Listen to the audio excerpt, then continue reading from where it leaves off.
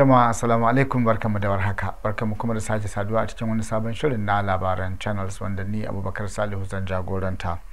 Gwamnatin tarayyar Najeriya ta kafa wani kwamiti mai mutane 10 wanda zai bibi tsarin baiwa kananan hukumomi cikakkiyar dama da kotun koli ta basu a baya-bayan nan.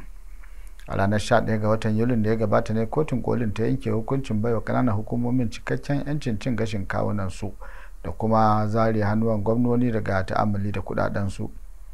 Kotun kolin ta ce duk wani abu da ya shafi iko ko kuma karfin da suke da shi na tafiyar da aikin ƙananan hukumomi kada gwamnoni su shiga, matakin da bai yi musu daɗi ba. A wata sanarwa da daraktan yada labarai da hulɗa da jama'a na ofishin sakataren gwamnatin tarayya Segun Omohisen ya fitar, ta ce gwamnatin ta amince da wannan kwamiti kuma za a bashi dukkanin karfi da gudanarwar da yake bukata, wato da gudunmawar da yake bukata. A baya dai gwamnonin jihohin kasar nan sun yi kane-kane akan kudade da kuma karfin ikon da kananan hukumomin ke da shi, abin da ya jefa kananan hukumomin a cikin halin ni'yasu. Ana ganin gwamnonin sun ɗauki wannan mataki ne domin yin amfani da talaucin kananan hukumomi wajen amfani da su domin biyan bukatarsu ta siyasa. A nan kuma kungiyar kwadago ta ƙasa NLC ta yi gargaɗi tare da yin barazanar fara yajin aikin sai baba ta gani idan har aka kama shugabanta Joe Ajaero. Kungiyar ta yanke wannan shawara ne a wani taron gaggawa da jagorinta suka gudanar a jiya Talata. Taron ya gudana ne bayan gayyatar da rundunar 'yan sandan Najeriya ta yi wa shugaban kungiyar Mr. Joe Ajaero, wanda ta ce hakan na da alaka ne da bincikensa da ake yi akan zargin samar da kuɗaɗe domin tallafawa ayyukan ta'addanci da aikata laifuffuka ta shafukan intanet da zamba da hada baki wajen aikata laifuffuka da kuma cin amanar ƙasa. Sai dai a nata bangaren NLC ta bayyana zarge-zargen a matsayin marasa tushe kuma ta yi zargin cewa lamarin na da alaka da siyasa. Kungiyar kwadagon ta zargi mahukuntan Najeriya da yunkurin tursasawa da kuma musgunawa shugabanninta. Ta kuma ce ana kokari ne wajen ganin an raunana ta bisa fafutukar da take yi na kare manufofin demokradiyya da haƙoƙin ma'aikatan Najeriya. Saboda haka ne jagororin ƙungiyar suka umarci dukkanin ɓangarorin ƙungiyar da su fara haɗa kan mambobinsu a faɗin tarayyar ƙasar nan da gargaɗin cewa ba za ta yi ƙasa a gwiwa ba wajen ɗaukar dukkanin matakan da suka dace, waɗanda suka haɗa da zanga-zanga da kuma dakatar da komai a ƙasar nan domin kare mutunci da 'yancin kai na ƙungiyar. To dangane da wannan batu, shugaban kungiyar kwadago na kasa NLC Mr. Joe Ajaero ya bayyana cewa zai mutunta gayyatar da rundunar 'yan sandan Najeriya ta yi masa a ranar Laraba, wato a yau kenan ranar Laraba 29 ga watan Agustan da muke ciki a maimakon Talata 20 ga watan Agustan kamar yadda aka bukata tun da fari. A cikin wata wasiƙa da shugaban kungiyar kwadagon ya aike wa 'yan sanda ta hannun lauyoyinsa, Ajaero ya bayyana cewa wasiƙar gayyatar ta same shi ne a jiya Litinin, wato a shekaran jiya Litinin, kuma shugaban yana da wasu ayyuka da ya tsara gudanarwa a jiya Talata. Sai dai sanarwar ta ce Ajaero a shirye yake ya amsa gayyata Laraba mai zuwa rana 28 ga watan Agusta. Bugu da ƙari, Ajaero ya buƙaci 'yan sanda da su bayar da cikakken bayani game da zargin da ake yi masa, wato zarge-zargen da ake masa waɗanda suka hada da samar da kudaden tallafa a ayyukan ta'addanci da hada baki wajen aikata laifuffuka da cin amanar ƙasa da kuma aikata laifuffuka ta shafukan intanet. Wasiƙar ta ambato sashi na 36 na kundin tsarin mulkin Najeriya, wanda ya baiwa wanda ake tuhuma 'yancin samun cikakken bayani game da yanayi da takamaiman zarge-zargen da ake yi masa.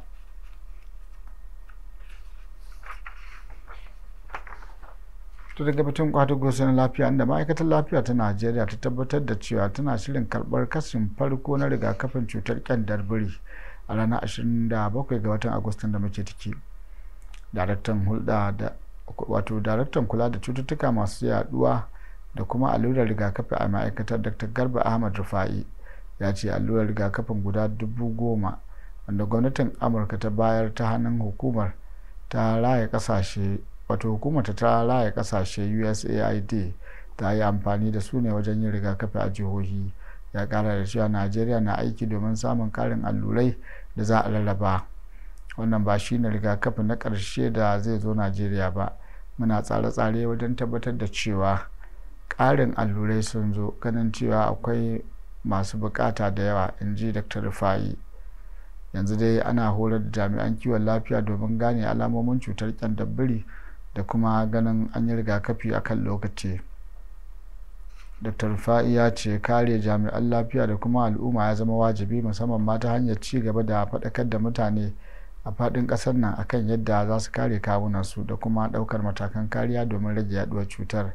Najeriya dai ta ƙara ƙaimi wajen sanya idanu a tashoshin jiragen ruwa da kuma kan iyakoki domin gano sabbin masu ɗauke da cutar da kuma ɗaukar mataki. To nan ma babbar hukumar kula da lafiya jama'a ta Afirka ta ce tana shirin samar da allurar rigakafin cutar kyandabbiri miliyan 10 domin amfani da su a ƙasashe da ke nahiyar. Shugaban cibiyar yaƙi da yaduwar cututtuka ta Afirka Dr. Jean Kaseya ya ce an kulle yarjejeniya da wani kamfanin ƙasar Denmark mai suna Bavarian Nordic domin yin amfani da fasahar sa wajen sarrafa alluran a cikin gida. Ya ce wannan tsari zai taimaka wurin sauko da farashin allurar da kuma tabbatar da ingancinta, kuma zai taimaka gurin gujewa matsaloli da nahiyar ta fuskanta a lokacin barkewar cutar corona, inda ta dogara kacokan akan abin da take samu daga kasashe masu arziki. ta yanzu muna kan batun kiwon lafiya, inda gwamnatin jihar Kebbi ta baiwa ma'aikatan kiwon lafiya na wucin gadi su fiye da 200 takardun kama aiki na dindindin bayan wani korafi da suka yi a lokacin gabatar da shirin BBC Hausa da haɗin gwiwar gidauniyar MacArthur na a faɗa a cika, wanda aka gudanar a Kebbi a ranar 1 ga watan Janairun shekarar da muke ciki ta 2024. Wasu daga cikin ma'aikatan da suka yi korafin sun gode wa BBC akan wannan taimako. Haka ma gwamnatin ta bayyana cewa ta cika alkawarin samawa manoman shinkafa da suka yi korafi famfunan ban ruwa har kimanin 6,000. Gwamnan jihar Dr. Nasiru Kauran Gwandu da yake amsa tambayoyi a lokacin shirin a faɗa a cika da ya gudana a jihar Kebbi a ranar 1 ga watan Janairun na shekarar da muke ciki ya ce tattaunawar da aka yi ta haifar da ɗa mai ido. Malam Yahaya Muhammad da kuma Hawwa'u Umar na daga cikin ma'aikatan wucin gadin da suka yi korafi a lokacin gudanar da shirin na a faɗa a cika, kuma sun shaida wa kafar yaɗa labarai ta BBC irin farin cikin da suka ji bayan tabbatar da su a matsayin cikakkun ma'aikata. Kwamishinan yaɗa labarai na jihar ta Kebbi Alhaji Ahmad Yakubu ya shaida wa BBC ɗin cewa gwamnatin ta cika galibin alƙawuran da ta ɗauka a lokacin shirin. Shirin a faɗa a cika na BBC Hausa da haɗin gwiwar gidauniyar MacArthur dai na mayar da hankali ne game da alƙawuran da shugabanni suka ɗaukar wa al'umma, musamman ma a lokacin yaƙin neman zaɓe, da kuma yadda ake tafiyar da muhimman ayyukan raya karkara da sauransu.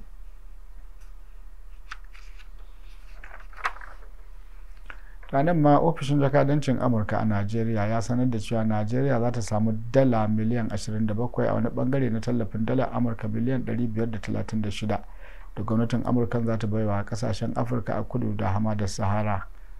Wannan tallafi wani bangare ne na kudurin Amurka na isar da muhimman taimakon tallafawa rayuwar al'umma masu rauni a fadin nahiyar Afirka, a cewar sanarwar. Jakadan Amurka a Najeriya Mr. Richard Mills ya bayyana mahimmancin sabon tallafin, inda ya ce wannan taimakon zai kawo sauyi sosai a rayuwar waɗanda suka fi bukata a Najeriya da ma nahiyar Afirka baki ɗaya. Mataimakin sakataren harkokin wajen Amurka akan tsaron fararen hula da demokradiyya da kare haƙoƙin bil'adama Uzra Ziya shine ya kaddamar da shirin tallafin a hukumance, inda hakan ya kawo jimillar taimakon jin kai da Amurka ke bayarwa ga yankin kudu da hamadar Sahara a shekarar kasafin kuɗi ta 2024 zuwa kusan dala biliyan 3.7. An yi shirin bayar da tallafin ne domin magance bukatu na gaggawa a tsakanin mutane masu rauni a faɗin yankin, da suka hada da 'yan gudun hijira da suka tsere daga yaƙi da ta'addanci, da masu neman mafaka, da 'yan gudun hijira a cikin gida, da marasa galihu, da sauran waɗanda rikici ya ɗaiɗaita. A nan kuma wata sabuwar kungiya ta wasu gogaggun 'yan siyasa a arewacin Najeriya ta ce ta fara lissafin samar da mafita ga yankin.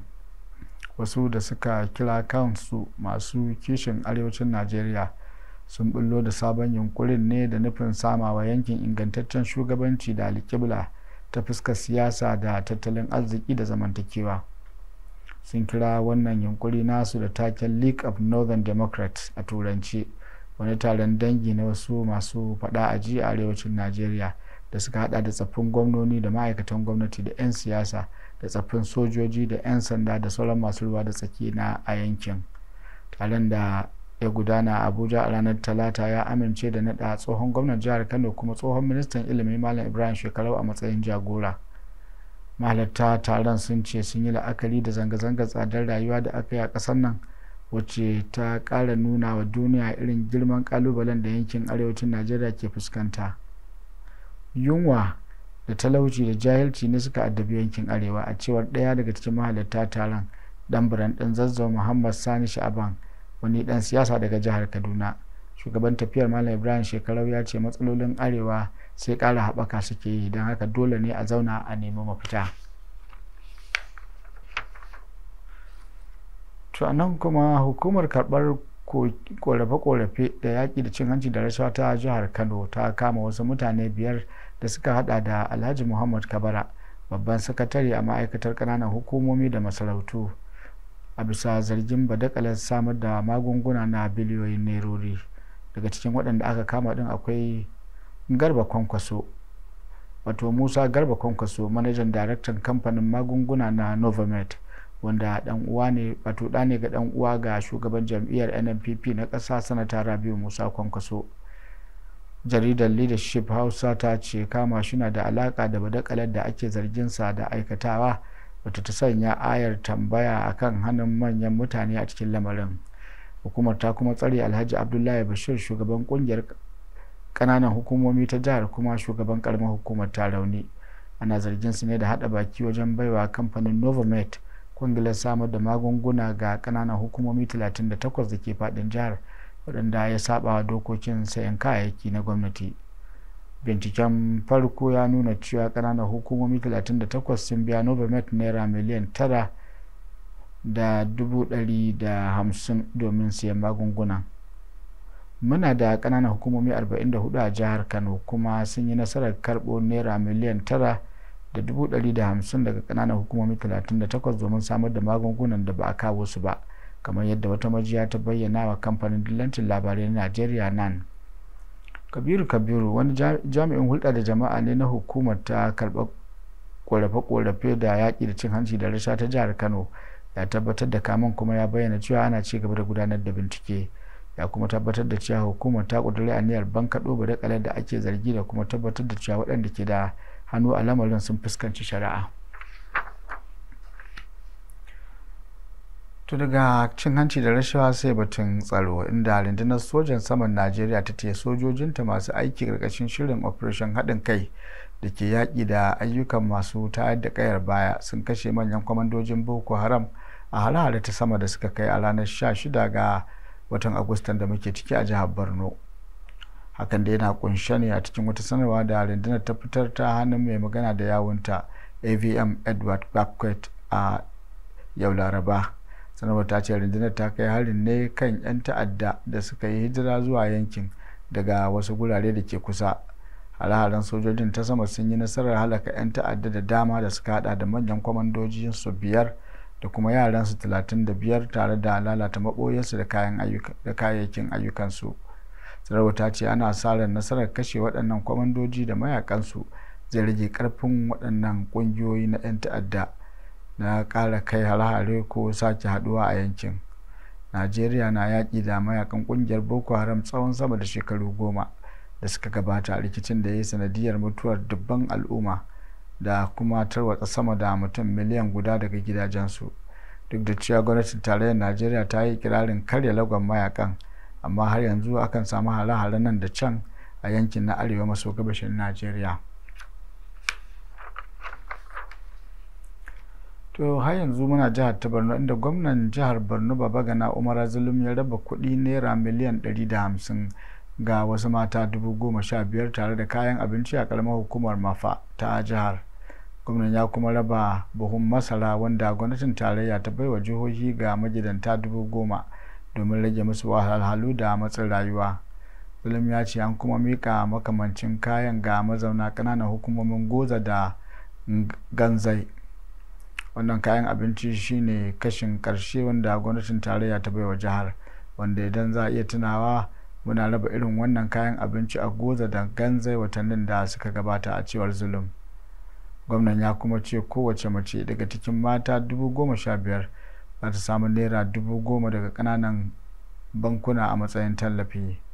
Don haka ya nemi dukkanin waɗanda suka amfana da su taya jihar da ma ƙasa baki ɗaya da addu'ar ci gaba da samun zaman lafiya mai ɗorewa. Daga Borno sai jihar Plateau, inda gwamna Caleb Mutfwang na jihar ta Plateau ya dakatar da wasu kwamishinoninsa guda 2 masu ci da wasu hadimansa. Mutfwang ya sanar da dakatarwar ne a wata sanarwa da Mr. Gyang Bere, daraktan yada labaransa, ya fitar a ranar Talata a birnin Jos.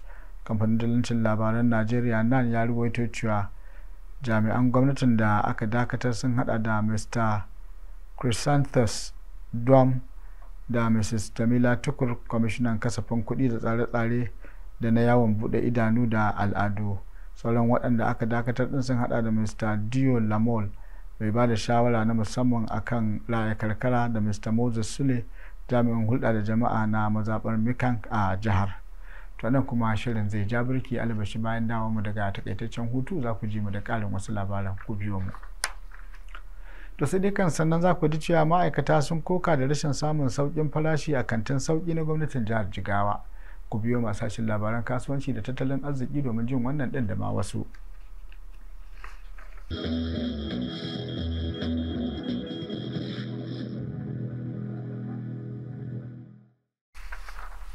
To madalla, barkanmu da dawowa. Kuna iya bibiyar mu a adireshinmu na intanet channelstv.com ko kuma ku lalube mu a shafin sada zumunta na YouTube ta hanyar yin amfani da wayoyinku na hannu kirar Android ko iOS daga rumbunan wayoyin na adana bayanai. Da zarar kun sauke wannan manhaja ta mu ta Channels TV ko Channels 24, babu shakka za ku ci gaba da samun labarai da dumudumin su a tafukan hannunku. Haka kuma an tsara manhajar mu ta shaidun gani da ido domin ku rika aiko mana da hotuna ko bidiyo ko kuma labaran da ke faruwa a yankunan da kuke.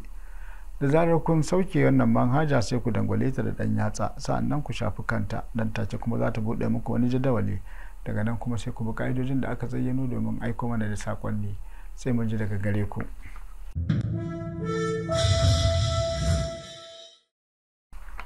Yanzu kuma shirin namu zai dora, inda ma'aikata a jihar Jigawa ke korafin cewa ba su ga ragin kaso 10 na kayan kantin sauki da gwamnatin jihar ta bude a baya-bayan nan ba. Gwamnatin Jigawa ta bude kantuna ne da nufin samar da kayan masarufi a farashi mai rangwame domin sauƙaƙawa al'ummar jihar tsadar rayuwa da matsanancin hauhawar farashi da ake fama da shi a Najeriya. Gwamnatin ta yi gargaɗin cewa duk wanda aka samu da sauya farashin kayan a kantin sauki zai fuskanci tsatsauran hukunci. A 'yan kwanakin nan ne dai aka bude kantin a Dutse, babban birnin jihar, bayan da mataimakin shugaban kasa ya kaddamar da shi a watan jiya. Sai dai tuni wasu ma'aikata suka fara korafin cewa babu ragin da gwamna Malam Umar Namadi ya yi alkawari. Tun da fari dai an tsara fara sayarwa ma'aikata kayan masarufi kafin daga bisani a shiga sayarwa sauran al'umma. Sai dai wannan ma'aikacin da ya je sayan shinkafa ya ce ya kamata gwamna ya shiga cikin lamarin. Lokacin da aka buɗe kantin dukkaninmu muna murna saboda abin alkhairi ne gwamna ya kawo. Bai kamata a ce an samu canjin farashi daga buɗe kantin ba. Abin da ya bamu mamaki ma shine a baya buhun shinkafa mai nauyin kilogram 25 ana sayar da shi ne akan 27,000. Sai gashi yau mun ga ana baiwa ma'aikaci akan 35,000. Sun kuma ce sau ɗaya za a yankewa mutum albashi, in ji wani ma'aikaci. To nan kuma a jiya Talata ne jamhuriyar Nijar ta sanar da cewa ta ci gaba da safarar ɗanyen manta ta jamhuriyar Benin bayan tsaikon da aka samu sanadiyar sabani da ya shiga tsakanin kasashen biyu na kusan watanni 2. Tashar rediyo ta rediyo Faransa ita ce ta ruwaito cewa jirgi mai dauke da man fetur ɗin wanda ya bassa mai foji a jiya shine na 2 tun bayan kammala aikin bututun man Nijar zuwa Benin wanda China ta yi. Dawo da kasuwancin man fetur ɗin da Nijar ta yi daga tashar da ke cikin jamhuriyar Benin ya nuna alamar an samu maslaha bayan jamhuriyar benin ta dakatar da harkokin kasuwancin man fetur din da niger a watan mayu saboda niger din ta ki buɗe bodarta saboda wasu matsalolin diflomasiya. niger ta zargi benin din da baiwa 'yan ta'adda sansanin samun horo wanda a cewar ta faransa ke ɗaukar nauyi, zargin da gwamnatin patrice talon ta musanta. Alaƙa tsakanin ƙasashen biyu ta yi tsami ne tun bayan da sojoji suka hamɓarar da tsohon shugaban ƙasar niger mohamed bazoum a watan yulin shekarar 2023 da ta gabata. Daga fannin labaran italy kuma, shugaban rikon kwarya na kasar gabon Blaise Oligui Nguema ya dakatar da jami'an gwamnatinsa na rikon kwarya tafiye-tafiye zuwa hutu a kasashen waje a wani yunkuri da ya dace da tsarin shugabancinsa. An bayar da sanarwar ne a wata wasiƙa da aka karanta a tashar talabijin ɗin ƙasar, inda jagororin juyin mulkin suka sanar da cewa hutun mako ɗaya ne kawai jami'in gwamnati yake da shi a shekara. Dole a cikin ƙasar nan kowa zai yi hutunsa, sannan duk wanda zai yi hutu asalin garinsa zai koma domin su rika shiga cikin harkokin mutanensu na yau da kullum kamar yadda sanarwar ta nuna. Hakan na zuwa ne bayan da janar Nguema ya zagaya cikin kasar inda ya tattauna da mutanen kasar, sa'an nan ya saurari matsalolinsu. Wannan matakin zai taimaka wajen karfafa gwiwar komawa gida, sannan zai kara kawo kusanci da mutane, in ji kakakin gwamnatin sojin kasar. Sannan ya kara da cewa za a iya samun akasin hakan ne kawai domin rashin lafiya ko kuma wani lamari da zai iya zuwa na ba zato ba tsammani. Tun bayan da janar Oligui ya yi juyin mulki daga tsohon shugaban kasar Ali Bongo a bara, ya dage wajen nuna wa mutanen kasar cewa gwamnatinsa ta mutane ce. Wannan mataki ne na hana jami'an gwamnati tafiya hutu a kasashen waje na zuwa ne makonni kaɗan bayan shekara guda da juyin mulki da aka hamɓarar da Ali Bongo.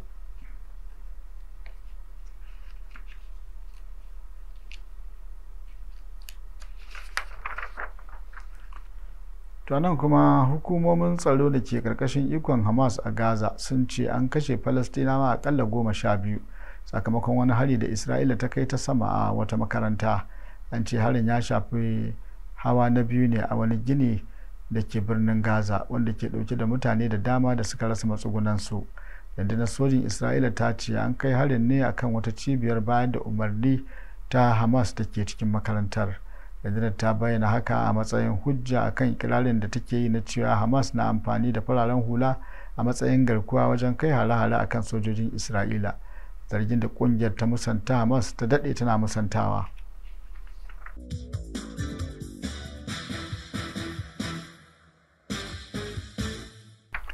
To daga fagen wasanni kuma, kungiyar kwallon kafa ta Barcelona ta fara kakar 2023-2024 da kafar dama bayan da ta je ta doke Valencia da ci 2-1 a ranar Asabar a wasan makon farko na gasar La Liga.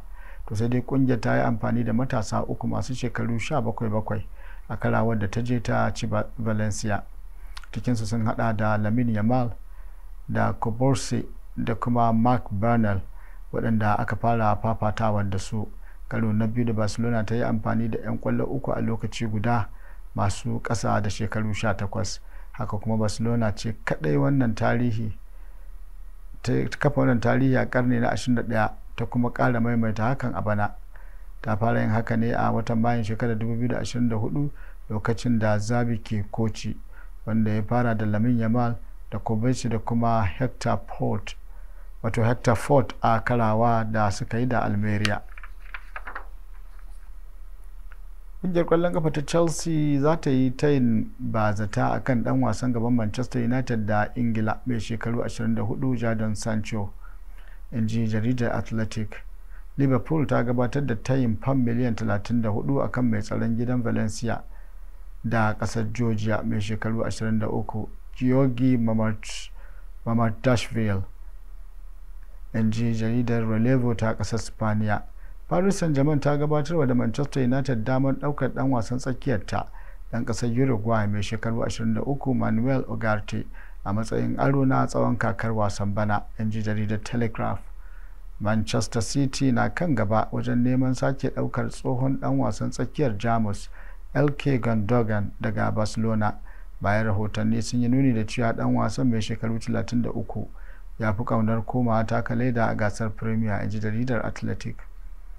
Barcelona ta janye daga zawarcin dan wasan baya na Manchester City da kasar Portugal mai shekaru 30 Joao Cancelo saboda bata amince da biyansa albashin fam miliyan 12 ba, inji jaridar Sport ta kasar Spaniya. Manchester United ta amince da sakin dan wasanta dan asalin Uruguay mai shekaru 22 Facundo Pellistri wanda zai koma Panathinaikos ta kasar Girka, inji jaridar Telegraph, wacce da ita muka karkare shirin. A madadin dukkanin wanda suka taimaka gurin kawo muku labaran, ne Abubakar Salihu ke ce da ku wassalamu alaikum. Mu ci gaba da kasancewa cikin koshin lafiya. Allah ya ba mu alkhairinsa, amin.